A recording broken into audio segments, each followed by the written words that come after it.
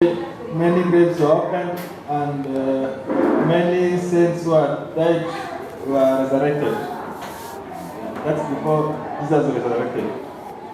So the Bible is very clear. You read very clearly. Inasema they were resurrected after the resurrection of Jesus. They will have not resurrected before. They were resurrected after. Even if the graves were shaken, they never came out of those graves ahead of Jesus. Ukisoma inasema the resurrection was after the resurrection of Jesus. So only Jesus will have come out, then they follow. Another question. Yes, my brother. Mupatie nini?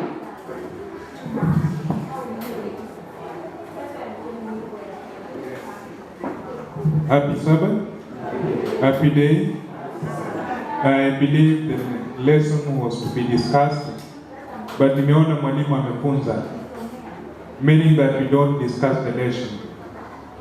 One thing that we learn here, this lesson is very interesting. One, when you go back to the previous, that lesson 6, on Thursday, there is a word say that the meaning of growth. The meaning of the cross.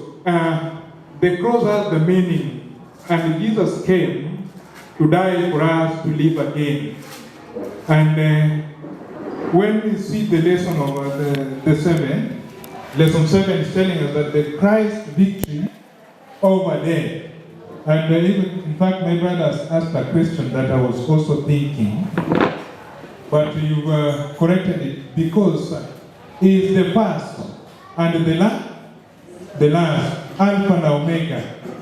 So Jesus had to rise is when these people to come what? After him. I don't know what would have happened kama hao wangekuwa wamefanya nini? Wangefufuka mapema before Christ. I think even his death could have not had any meaning. But because he has victory over death, and that's why we as human beings now, we are discussing what do we learn from the Christ victory over death. Meaning that if we believe, because we are talking about the hope, the future hope, if we believe in him, then death is nothing to us, for those who believe in what? In Christ. And that's why when he came, remember we also have those who doubted him. We have the doubt from Thomas. Until now, Jesus told him, you have to touch and also feel that this, why are we doubting that even Jesus died for us, but we are still doubting kama kuna life after what? After death. But now, if we believe in him, we have no doubt to live again. But because everything in him, the death is no more for those who believe in him. And that's why when we talk about the sealed tomb, na ulisema vizuri, mpaka waaskari waliweka kufanya nini? Kuchunga. Why? Because what was their reason for them Jesus to die? Si kama wangekuwa na hope, wangesema tu je, Yesu amekufa na hata kufu. So even then they knew Jesus will do what? Yes, because in his teaching, he was fulfilling what he was teaching these people. I will die, and after 3 days, I will do what? Yes, so they wanted to see if what Jesus was teaching them will come to pass. And indeed, he did what? It came to pass. And that's why they struggled to put this, let me call it a stone. But when John came, he just pushed it away. So meaning, with Christ, those who believe in him, the death is not anything to us. Thank you. Thank you, my brother. And I want to say, by the way, he has reminded me a very important question. Let me ask, who raised Jesus? Nani alimfufua Yesu? Ni yeye, ni Baba, ni maangel, ni nani? Who, by the way, that tell you see when you thank you. Who is Jesus?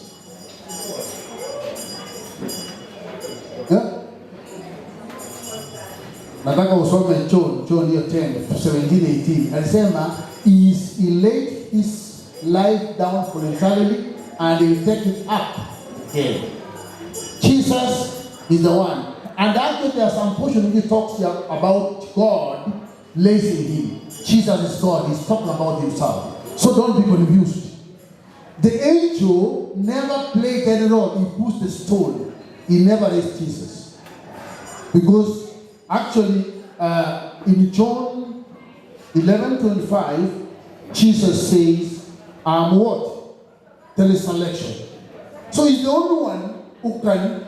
Now, hiyo bendera na kama Maria kuna swali nataka niulize. Last week's lesson, there's something important I want to ask. Wait, my brother, give me 2 minutes. I want to ask, kuna mahali last week's lesson inasema, Jesus never died the first death. He died the second death. What does it mean? Wiki iliyopita hiyo lesson ilikuwa inaongea hii maneno ya kwamba kifo Yesu alikufa kifo ya pili.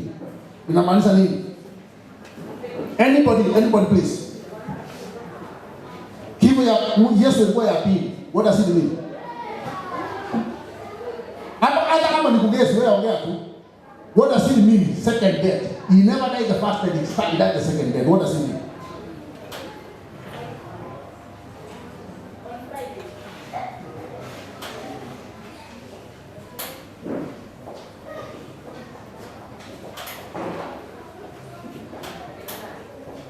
Anybody? For example, what happened now? Revelation chapter 20. Revelation 20. Na mwalimu nikisema unapea yule mtu anataka kusoma haraka bike asome. Revelation 20 nataka mtu aanze kusoma from verse 12 to 14. Revelation 20 from verse 12 to 14. Verse 12, the Bible says, And I saw the dead, great and small, standing before the throne, and books were opened. Another book was opened, which is the book of life.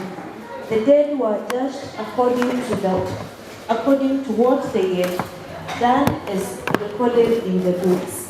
Verse 13, the sea gave up the dead that were in it, and death and Hades gave up the dead that were in them. And each person was judged according to what they had done. 14, then death and Hades were thrown into the lake of fire. The lake of fire is the second death. Anyone whose name was not found written in the book of life was thrown into the lake of fire. Actually, I want you to stop at 14. Now, what's the second death from that question? What's the second death? Which death did Jesus die? From what you have read, the answer is there. Okay? Yes, that second death is which type of death? We find that even those people whom Jesus resurrected, like Lazarus, Jairus' daughter, they were not redeemed from the second death. They still died thereafter. But when Jesus resurrected, plus the saints, they went to heaven as the first fruits. But we are told Jesus tasted the second death. This is the eternal death that is going to be experienced by the lost, those ones who have not accepted Jesus. But those who have been redeemed, the death that they will experience is a temporal one, which Jesus was calling a sleep. But those who are going to get lost eternally will experience the second death. Thank you, my sister. You have and the judgment is seated. Tunasoma msema vitabu vifunguliwa nini? Tunasoma and then they were cast and they were cast. That's the death we get. See, the first death ni mtu anakufa kama ni mwaminifu atafufuliwa. Is not the first death. With that, let me stop there and I request that we stand up. Mwalimu, no, choristers, please lead us with 427. Lead us with 427. Choristers.